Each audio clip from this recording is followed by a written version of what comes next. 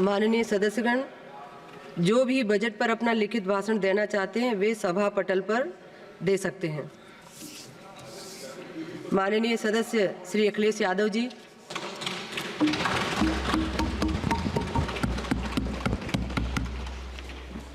सभापति महोदया, मैं आपका बहुत धन्यवाद देना चाहता हूं कि आपने मुझे बजट 2024-2025 में बोलने का मुझे मौका दिया है।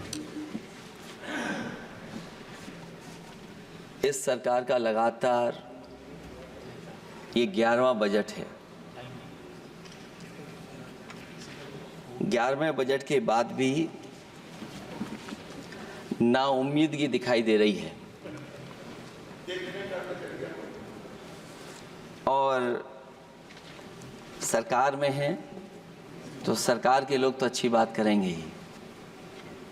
न केवल नाउम्मीदगी दिखाई दे रही है बल्कि जो चेहरों पे खुशी होनी चाहिए थी सरकार बनने के बाद, वो चेहरों पे उतनी खुशी नहीं दिखाई दी।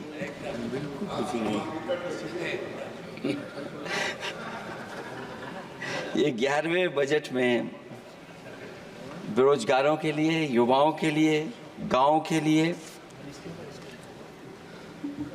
और उनकी तकलीफ परेशानी का जो मुद्दा है वो 9-2-11 दिखाई दे रहा है मुझे। महंगाई में घर चलाना, बच्चों को पढ़ाना और घर के बड़े बुजुर्गों की दवा इलाज से लेकर के महंगाई का जो सामना करना पड़ रहा है, ये बातें परिवार वाले बखूबी जानते हैं।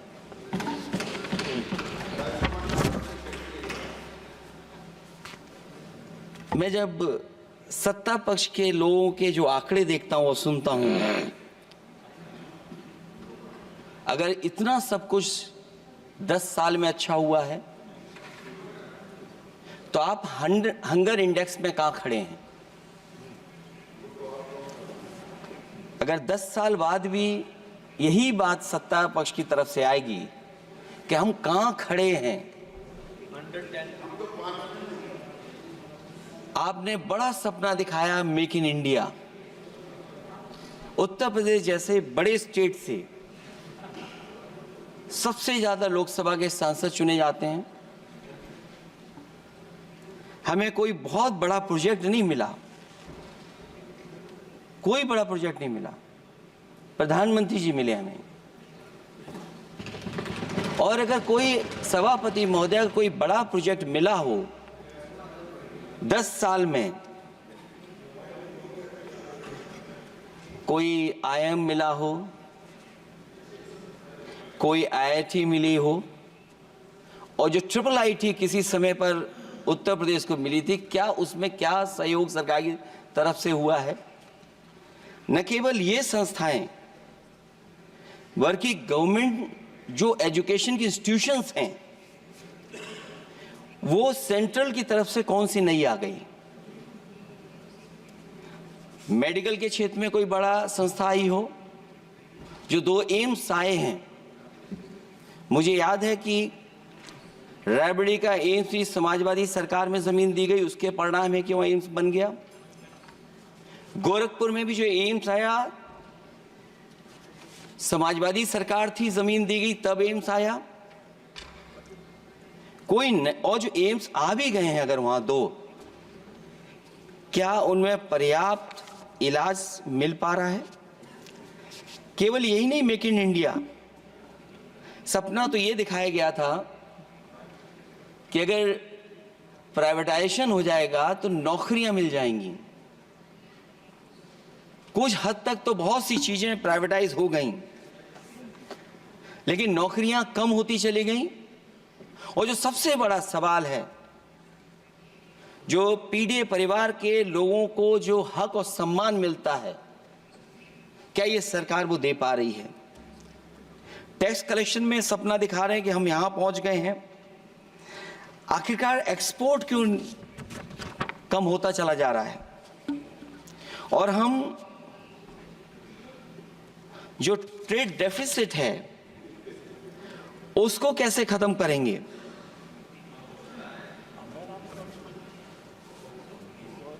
10 साल में अगर हम वहीं के वहीं खड़े हैं और कोई ऐसा कुछ न दिख रहा हो और परिणाम जो रिजल्ट आए हैं यूपी के, उसमें दिखाई दे रहा है कि आपने कितना काम किया है।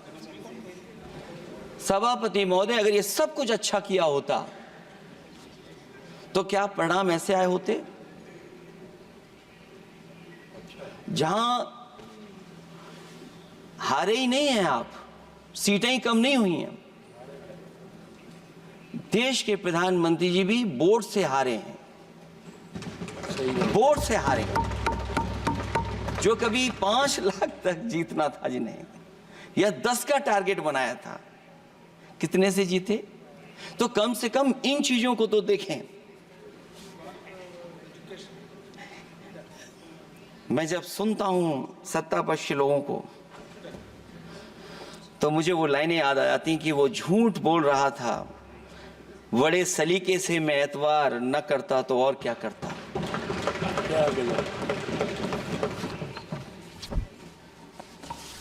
मुझे याद है कि देश के प्रधानमंत्री जी ने जनकपुर में एक झंडा दिखाया था और उस बस में 35 लोग बैठ करके अयोध्या आए थे। सभापति महोदय, उस समय भी मैंने मांग की थी कि जहां से जनकपुर से यात्रा शुरू हो रही है और अयोध्या तक बस से लोग आएंगे तो पता नहीं कितने घंटों में आएंगे। मैंने मांग की थी कि वहां से लेकर के अयोध्या तक एक्सप्रेसवे बनना चाहिए कि कम से कम जो जनकपुर से आए और अयोध्या दर्शन करने आ रहे हैं और बस से आ रहे हैं, कम से कम उनकी तकलीफ परेशानी तो कम होती। जो आप कहते हैं कि एफडीआई बहुत आया है, मैं अभी सुन रहा था, कहा कि टेलीफोन बनने लगे। टेलीफोन बन नहीं रहे हैं, मोबाइल बन नहीं रहे हैं। वो समाजवादी पार्टी के समय पर नोएडा में जो इंडस्ट्रियल पॉलिसी थी, इलेक्ट्रॉनिक पॉलिसी थी, उसके तहत आई थी। वो इंडस्ट्री जितनी आई है उस समय उस पॉलिसी के तहत आई और बन नहीं रहा है, मेक इन इंडिया नहीं हो रहा है। लेकिन जमीन किसने दी है? जमीन किसने दी थी उन लोगों को? बिना जमीन पर हवा में बना दो तो मैं आपका धन्यवाद दूंगा। उस पॉलिसी के तहत वो झूठ बोल रहा था बड़े सलीके से। आप कह रहे हैं कि एफडीआई लाए हैं हम लोग। एफडीआई, अगर पूरे देश का हम एफडीआई देखें तो उत्तर प्रदेश को कितना एफडीआई मिला है? सभापति महोदय, अगर 1% से ज्यादा भी एफडीआई उत्तर प्रदेश को मिला हो तो बताइएगा आप। जो प्रोजेक्ट डिले हो रहे हैं, जिसकी वजह से कॉस्ट ओवररन हो रही है, उसका जिम्मेदार सभापति महोदय कौन है?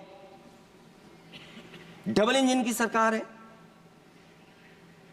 लखनऊ में भी सरकार आपकी है, दिल्ली में भी सरकार आपकी है। आखिरकार ऐसा क्यों हो रहा है? और आज ही जब सदन में सभापति महोदय हम लोग आए हैं तो एक और रेल एक्सीडेंट की खबर सुनी है। जब से ये सरकार आई है, रेल एक्सीडेंट्स और पेपर लीक में कंपटीशन चल रहा है कि कौन आगे जाएगा।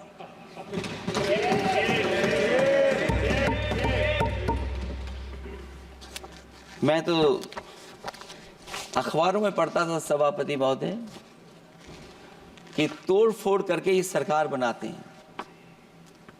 अभी एक सदस्य पिछली बार वो तोड़ फोड़ कर करके शायरी भी बनाने लगे हैं।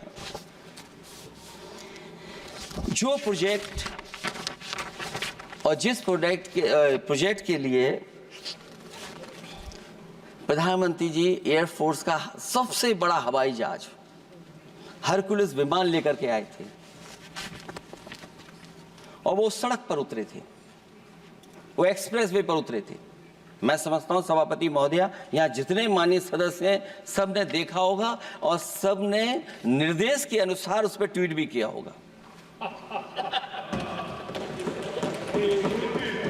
वो जो एक्सप्रेसवे अगर किसी ने बनाया था सभापति महोदय, जो डिजाइन, टेक्नोलॉजी का पार्ट, अलाइनमेंट, वो समाजवादियों की देन थी, वो आपकी देन नहीं थी। ये बात मैं इसलिए कह रहा हूं सभापति महोदया, क्योंकि इस बजट में सरकार चलाने के लिए आपने पैकेज दिया है। हमें कोई नाराजगी नहीं है पैकेज देने की, आप पैकेज और दीजिए। लेकिन अगर आप बक्सर से भागलपुर एक्सप्रेसवे बना रहे हैं तो आप उत्तर प्रदेश की पूर्वांचल एक्सप्रेसवे को क्यों नहीं जोड़ रहे हैं? और मैं तो कहूंगा आपसे कि केवल अगर आप 25 किलोमीटर जोड़ देंगे, जहां पूर्वांचल एक्सप्रेसवे रुक गया था, केवल 25 किलोमीटर आप जोड़ देंगे तो दूसरे काम को अपना जो बनाते हैं, आप ये कह पाएंगे कि दिल्ली से लेकर के आपने भागलपुर तक एक्सप्रेसवे दिया है। हाँ जी, वो अभी से नहीं, बहुत पहले से बन रहा है। बहुत पहले से बन रहा है।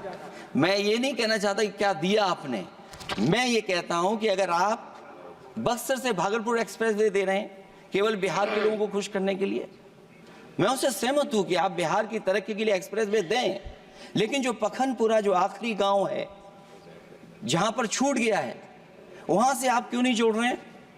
और हमारे स्टेट के लिए आप कोई नया एक्सप्रेसवे क्यों नहीं दे रहे हैं? आप हमारे लिए क्यों नहीं दे रहे हैं एक नया एक्सप्रेसवे? आप दिल्ली के बजट से दे रहे हैं, आप यूपी अपने बजट से बना रहा है। आप बताइए कोई यूपी को आपने एक्सप्रेसवे दिया हो? कोई एक्सप्रेसवे नहीं दिया। और मैं तो कहूंगा, और याद दिलाइएगा अपनी सरकार को, एक बुंदेलखंड एक्सप्रेसवे बना था, अभी बताएंगे आपको उसका भी। सभापति महोदय, एक बुंदेलखंड एक्सप्रेसवे दिया सरकार ने, उत्तर प्रदेश सरकार ने, वो दिल्ली के बजट का नहीं है। मैं मांग कर रहा हूं कि दिल्ली के बजट से कोई एक्सप्रेसवे मिलना चाहिए। जो बुंदेलखंड एक्सप्रेसवे दिया, प्रधानमंत्री जी उद्घाटन कर करके वापस लौटे। अब रिपेयर का पैसा कौन देगा? वो आज भी रिपेयर मांग रहा है। सभापति महोदय, कोई कल्पना कर सकता है कि नया एक्सप्रेसवे बना हो जिसका प्रधानमंत्री जी ने उद्घाटन किया हो, वो आज रिपेयर मांग रहा हो? और वो एक्सप्रेसवे 6 लेन नहीं है, वो 4 लेन है। मैं इसमें भी सुझाव देना चाहता हूं, ये जो बुंदेलखंड वाला एक्सप्रेसवे है, ये अभी 15,000 करोड़ से ज्यादा का बना है स्टेट गवर्नमेंट का। इसको मुनाफा नहीं हो रहा, टोल कलेक्शन नहीं है बहुत ज्यादा। इसको सतना से जोड़ दिया जाए और बुंदेलखंड जहां से शुरू हो रहा है हमारे डिस्ट्रिक्ट इटावा से, कम उसको हरिद्वार तक ले जाना चाहिए। अगर हरिद्वार से लेकर के सतना लोग चले जाएंगे तो शायद बुंदेलखंड के लोगों को भी लाभ होगा। और सबसे बड़ी बात है सभापति महोदय, दिल्ली और लखनऊ मिलकर के उन एक्सप्रेसवे की सेफ्टी से और उसकी डिजाइन से खिलवाड़ कर रहे हैं। जो इंडियन रोड कांग्रेस कहती है, जो डॉक्यूमेंट कहता है, वो ये कहता है कि मीडियन सड़क का 12 मीटर से लेकर के 14 मीटर होना चाहिए। आप जाकर के देख के आइए, जो पूर्वांचल वाला बना है उसका मीडियन कितना है? क्या भविष्य में आपने चलने वालों की सेफ्टी के साथ खिलवाड़ की है कि नहीं की है? ये आपको विचार करना पड़ेगा। जिस समय लद्दाख और चीन को लेकर के सवाल उठा था सभापति महोदय, उस समय पॉलिटिकल पार्टी से सुझाव मांगे गए थे और सुझाव ये मांगे गए थे कि आप क्या सुझाव देना चाहते हैं। तो उस समय जो सुझाव समाजवादी पार्टी ने दिया था, वो सुझाव ये था कि लिपू लेक से लेकर के आपके ग्वालियर तक 6 लेन हाईवे बनना चाहिए। कभी जरूरत पड़ने पर सीमाओं पर हमारी फौज का आना जाना जल्दी हो जाए। और मुझे याद है, जो अखबारों में मैंने पढ़ा था, सरकार ने उसको स्वीकार कर लिया था कि 6 लेन हाईवे बनेगा वो। लेकिन जब टेंडर की बात आई तो सुनने में आया कि वो 4 लेन बनने जा रहा है। और अभी जब वो काम हो रहा है, जब काम मैंने दोबारा उसको देखा तो पता लगा कि डबल लेन पेव शोल्डर बन रहा है। सोचिए कहां 6 लेन बनाने की बात थी, आप डबल लेन पेव शोल्डर बना रहे हैं। और पता नहीं कौन उस हाईवे को डिजाइन किसने किया है डिजाइन, कि जितने भी कस्बे उसके आसपास पड़ रहे हैं, कस्बे वाले अब नाला कहां से बनाएं, घर ऊंचा करें कि सड़क को तोड़ें। बहुत सारे कस्बों को वो समस्या के संकट में डाल दिया है सरकार ने।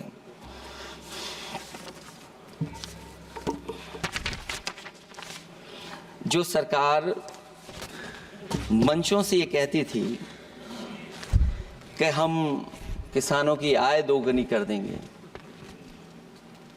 आज तो 11 साल हो गए सरकार को। किसान की आय दोगुनी हो गई क्या सरकार बताए? और अभी मैं बहुत सारे माननीय सदस्यों को जब सुनता हूं तो वो कहते हैं कि हम एमएसपी दे रहे हैं। अगर आप एमएसपी दे रहे हैं तो उसकी कानूनी गारंटी क्यों नहीं दे रहे हैं? आप कानूनी गारंटी दीजिए। और फिर कई बार सुनने को मिलता है कि हॉर्टिकल्चर क्रॉप्स के लिए आप क्या कर रहे हैं, उसके एमएसपी की कब तैयारी करेंगे आप? और फिर आय दोगुनी में आप कितना देंगे किसान को? जो पिछले बार बजट में कहा गया था कि एग्रीकल्चर इंफ्रास्ट्रक्चर के लिए 1 लाख करोड़ देश को मिलेगा। अगर 1 लाख करोड़ देश को मिला होगा एग्रीकल्चर इंफ्रास्ट्रक्चर को, तो कम से कम यूपी का शेयर कुछ तो रहा होगा। सभापति महोदय, सरकार ने अगर एक भी मंडी बनाई हो तो बता दें। हाँ, ये अलग बात है कि अगर आप कोई चीज सुधारने के लिए कोई परिवर्तन कर रहे हैं, स्टोरेज के लिए किसी को पहले ही बता दे रहे हैं, वो बात अलग है। लेकिन किसान कहां जाएगा जहां उसको रेट मिलेगी? और फिर ये इस बजट में कहा जा रहा है कि हम 109 high yielding and climate resilient varieties लाएंगे। तो सभापति महोदय, हम अपने माननीय मंत्री से कहेंगे कि वो ग्लोबल वार्मिंग के लिए जो आप काम पिछले कितने वर्षों से कर रहे हैं, क्या हुआ उस ग्लोबल वार्मिंग का?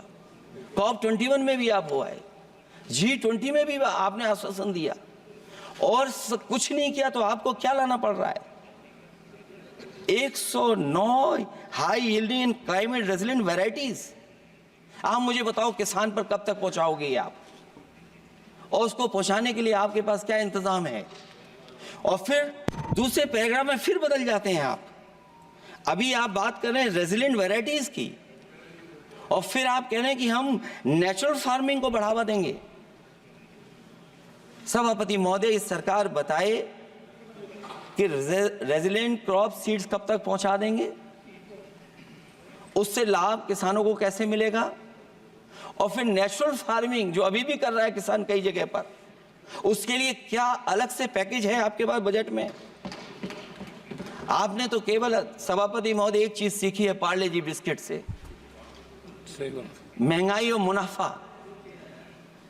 इस सरकार ने 10 साल में डीएपी की बोरी को, खाद की बोरी को छोटा कर दिया। इससे और ज्यादा छोटा मत करना आप। और आपने डीएपी, जब किसान डीएपी लेने गया तो सरकार ने कहा कि बिना नैनो यूरिया के आप नहीं मिलेगा आपको। मैं सरकार से जानना चाहता हूं कि नैनो यूरिया से क्या लाभ पहुंचा है किसानों को, ये बताइए। नैनो यूरिया से क्या लाभ पहुंचा है सरकार बताए।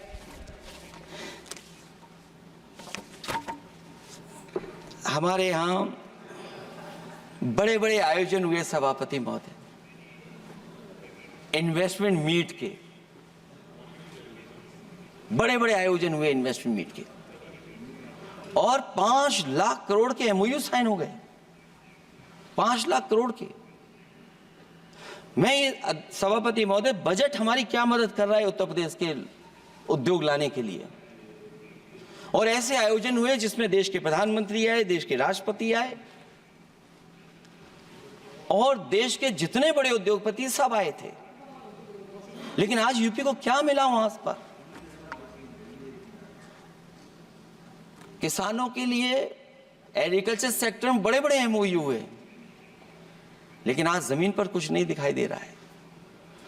मुझे याद है समाजवादी सरकार में, क्योंकि देश का सबसे ज्यादा उत्पादन दूध का अगर कहीं हो रहा है तो उत्तर प्रदेश में हो रहा है, और उस उत्पादन को बढ़ावा देने के लिए और इन्वेस्टमेंट लाने के लिए उस समय की सरकार ने फैसला लिया कि अगर बाहर से भी कोई डेयरी या डेयरी प्लांट लगाना चाहेगा तो उसमें सरकार सहयोग करेगी। और परिणाम ये हुआ कि गुजरात की 3 अमूल प्लांट लग गए यूपी में। तो मैंने उद्घाटन किए, एक डेयरी से हुआ तो देश के प्रधानमंत्री जी ने किया, लेकिन उसके बाद कोई नया प्लांट आया हो तो बता दें। जो अमूल से पुरानी संस्था है, क्या उसका सहयोग कुछ करेंगे आप लोग? क्या आप पराग का सहयोग करेंगे कुछ? न केवल दूध उत्पादन में उत्तर प्रदेश आगे है, बल्कि चीनी में और गन्ने की पैदावार में भी कभी आगे कभी पीछे होता है। किसानों को भरोसा दिलाया गया था कि उनकी भी आय 2 गुनी हो जाएगी, उनको भी बहुत सुविधाएं दी जाएंगी, बिजली फ्री दी जाएगी। सभापति महोदया उन्हें फ्री बिजली नहीं दी सका। ये आश्वासन था आपका। और आज अगर उत्तर प्रदेश पिछड़ इसलिए रहा है क्योंकि सबसे महंगी बिजली अगर कहीं कोई पा रहा है तो उत्तर प्रदेश पा रहा है। और मुझे याद है, क्योंकि बात ये मुझे इसलिए कहना चाहिए, बीजेपी के एक विधायक जो सबसे बुजुर्ग थे, वो देश के प्रधानमंत्री जी के क्षेत्र में बिजली 24 घंटे आए, उसके लिए वो धरने पे बैठ गए थे। वहां के अधिकारियों ने कहा कि बुजुर्ग हैं, इनका स्वास्थ्य बेहतर नहीं है, इनका धरना आप उठवा दीजिए। मैंने सभापति महोदय उनको बुलाया, मैंने उनकी बात सुनी। उन्होंने कहा कि प्रधानमंत्री जी के क्षेत्र में 24 घंटे बिजली होनी चाहिए। उसी दिन मैंने फैसला ले लिया कि प्रधानमंत्री के क्षेत्र में 24 घंटे रहेगी बिजली। और मैंने उससे मांग की सभापति महोदय कि उत्तर प्रदेश देश के प्रधानमंत्री को बनाने में सबसे बड़ा सहयोग किया है, इसका कम से कम बिजली का कोटा तो बढ़ जाए यूपी का। वो 8 साल हो गए, उत्तर प्रदेश ने देश के प्रधानमंत्री को तो दे दिया, लेकिन अभी तक बिजली का कोटा नहीं बढ़ा। हमें उम्मीद है 11 शुभ होता है, इस 11वें बजट में कुछ तो सुविधाएं ऐसी उत्तर प्रदेश को दी जाएंगी जिससे वहां के लोगों को लाभ पहुंचे, मदद पहुंचे।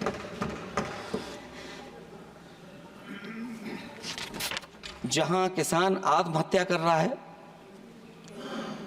और पिछले 10 साल में सरकार जानती होगी कि कितने किसानों ने आत्महत्या की है, लाखों लाख किसान आत्महत्या कर चुके हैं। जहां किसान तकलीफ और परेशानी में है, वहीं सबसे ज्यादा अगर संकट किसी चीज पर आया तो वो नौकरी पर आया है, रोजगार पे आया है। जब सरकार का बजट मैं पढ़ता हूं तो जो स्कीम्स लाई जा रही हैं उसमें, क्या ये स्कीम नौजवान को पक्की नौकरी दिलाएगी? क्या इन स्कीम से 5,000 रुपए देकर के आप नौजवान का भविष्य बनाना चाहते हैं? आप क्या दे रहे हैं आप? और मुझे तो ये लगता है कि जो वर्क फोर्स आप बना रहे हैं ट्रेनिंग देकर के सरकार के पैसे से, अंतोगत्वा इनको भी एक्सप्लॉइट वही लोग करेंगे, उद्योगपति। आखिरकार जब इतनी टेक्निकल, इतनी ट्रेन फोर्स होगी, तो आप ये मुझे बताइए कि उसके भविष्य क्या होगा। अगर इतने बड़े पैमाने पे आप ट्रेनिंग करा रहे हो, सरकार का बजट उसमें खर्च हो रहा है, तो सभापति महोदय उनका भविष्य क्या होगा? 5 साल के बाद।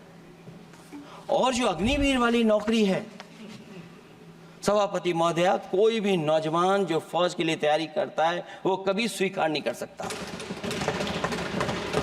जब पहली बार ये स्कीम आई थी अग्निवीर, उस समय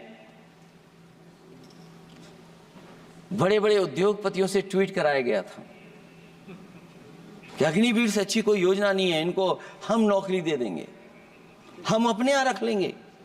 और शायद सरकार में बैठे लोगों को यह बात याद होगी, क्योंकि सरकार खुद स्वीकार करती है स्कीम ठीक नहीं है, तभी वो अपनी अपनी सरकारों से कह रहे हैं कि अग्निवीर वाले जो लौट करके आएंगे उन्हें कोटा दीजिए, आप नौकरी दीजिए।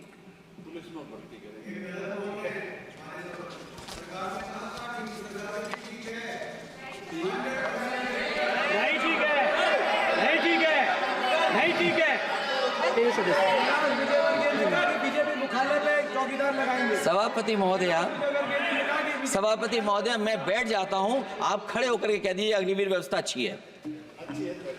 मैं इस सभा में खड़े होकर कहता हूं, उस राज्य से तो हिमाचल प्रदेश से जिसने पहला परमवीर चक्र विजेता मेजर सोमनाथ शर्मा दिए। कारगिल के युद्ध में सबसे ज्यादा शहीद होने वाले हिमाचल प्रदेश के वीर नौजवान थे। 4 परमवीर चक्र विजेता हुए, उसमें से 2 कैप्टन विक्रम बत्रा और सूबेदार संजय कुमार हिमाचल प्रदेश से हुए। और मैं कहता हूं, जी हां, जो लंबे समय से मांग थी 1 रैंक 1 पेंशन की, किसी सरकार ने पूरी नहीं की, वो नरेंद्र मोदी जी की सरकार ने यहां पर पूरी की है। और मैं एक बात और कहता हूं, अखिलेश यादव जी सुन ले, अग्निवीर में 100% एम्प्लॉयमेंट की गारंटी है और रहेगी। माननीय सदा साहब अपनी बात। सभापति महोदया, जो मैंने बहुत छोटा सवाल पूछा था, मैं दूसरी बात कहता हूं। अगर ये जो बात आप कह रहे हो, तो आपको जरूरत क्यों पड़ रही कि आपको उत्तर प्रदेश में और प्रदेशों में कोटा देना पड़ रहा है 10%? सभापति महोदय, बैठिए। सभापति महोदय, जहां तक परमवीर, रुक जाइए।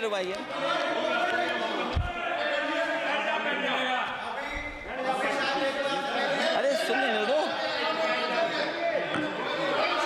माननीय सदस्य साहब अपनी सभापति महोदय, चैल जानते हैं आप कहाँ हैं? चैल जानते हैं आप कहाँ हैं?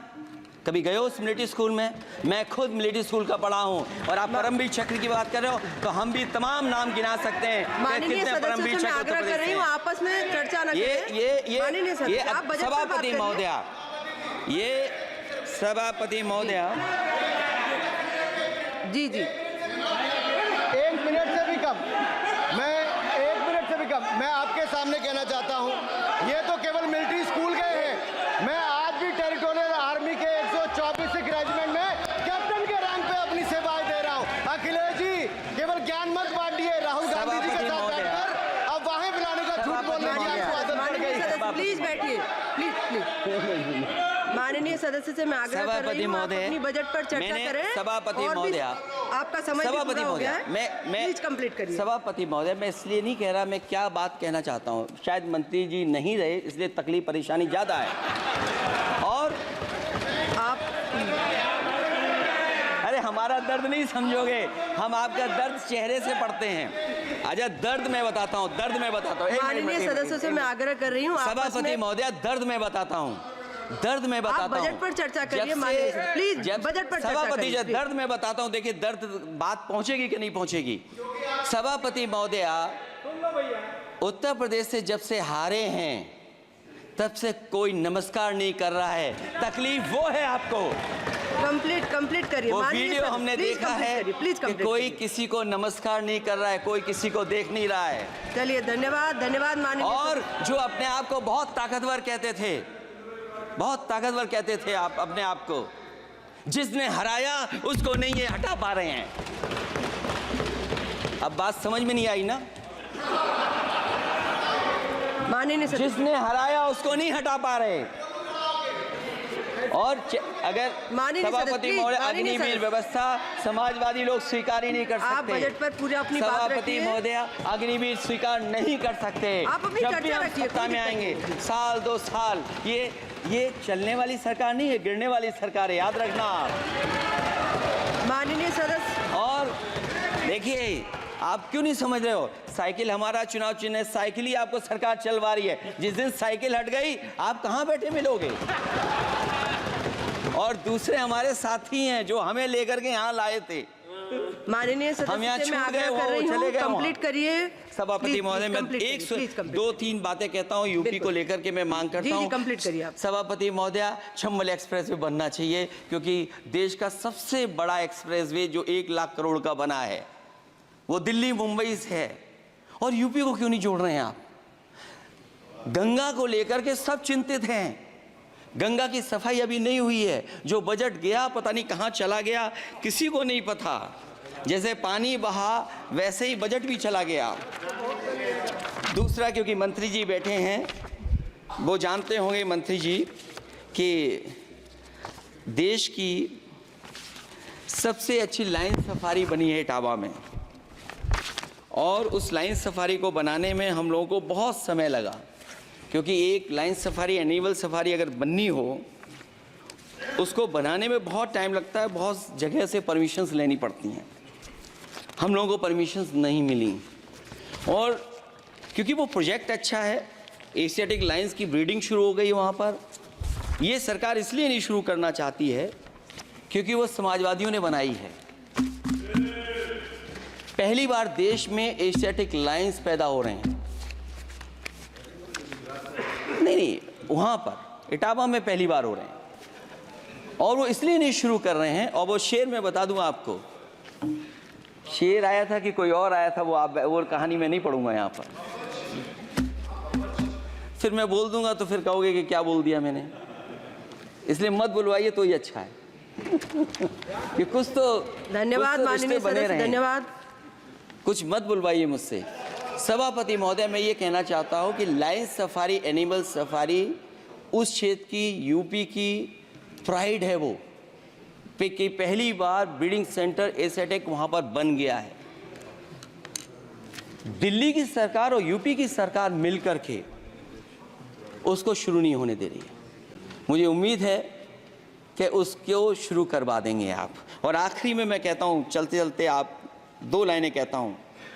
बुनियाद को नकार कर जो इमारतें उठाएंगे, हम भी देखते हैं वो किस मंजिल तक जाएंगे। धन्यवाद। बहुत बहुत